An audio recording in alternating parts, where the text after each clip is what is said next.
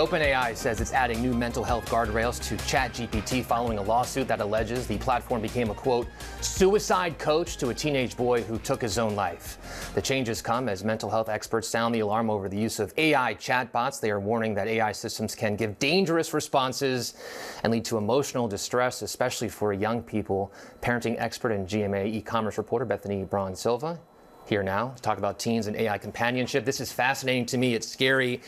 You know, I thought it was scary for these kids to grow up in a world of social media. AI chatbots is something I think no parent was thinking of. So what's going on with this? Well, these are different than, the devices that we're using that give us directions or the weather, right? These AI companions are designed to mimic friendship, so they can hold deep conversations. They remember preferences, and they can even act empathetically, right? So for the adolescent stage, this is quite appealing, but you have to remember, this is not real empathy. It's not real friendship. And as the numbers, more and more teens are turning to these AI companions, a lot of confusion is happening. And of course, it is very concerning for us parents. Why is this happening? Is it an isolation thing for these kids? Is it, afraid to talk to their parents? What is all of this? Why is it happening? There's three things that we're seeing. One is just pure boredom, right? The other is curiosity. And then there really is this sort of epidemic of loneliness. So they're turning to these AI companions because there's constant validation happening, right? The AI companion is never going to push back, never really provide any conflict. It's always going to say yes,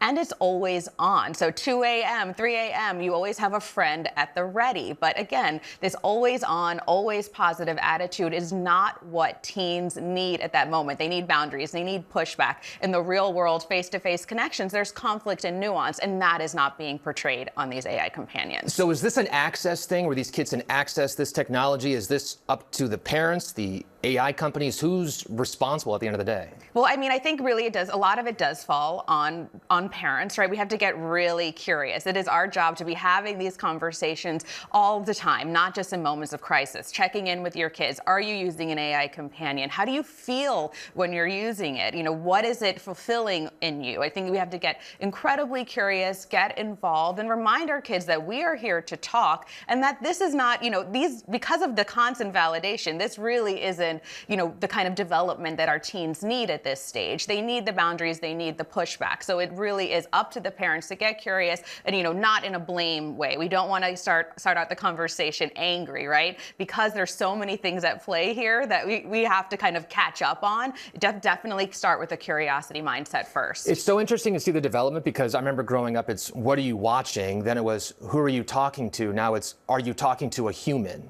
Right. Like, where do we stop with this? Well, I don't know where it's going to end. All I can say is if you think back to when you were a teen, right? And if everything that came out of your mouth, I'm raising a teenage boy, if everything that came out of his mouth, I said, yes, honey, you're absolutely right. That's a great idea. We'd all be in trouble. So I think, these AI companions, they're not, as we saw, they're not set up to provide responses to serious things like depression or self-harm. In fact, the responses can sometimes be more harmful. So it really is up to us as parents, up to the makers of these generative AI platforms to take a lot of responsibility, and hopefully some more guardrails will be put in place. But at home, you can do a family media contract. I talk about that a lot, something that all the family members have to be held accountable to, and just keep having that ongoing conversation. The suicide stuff just takes this to another level.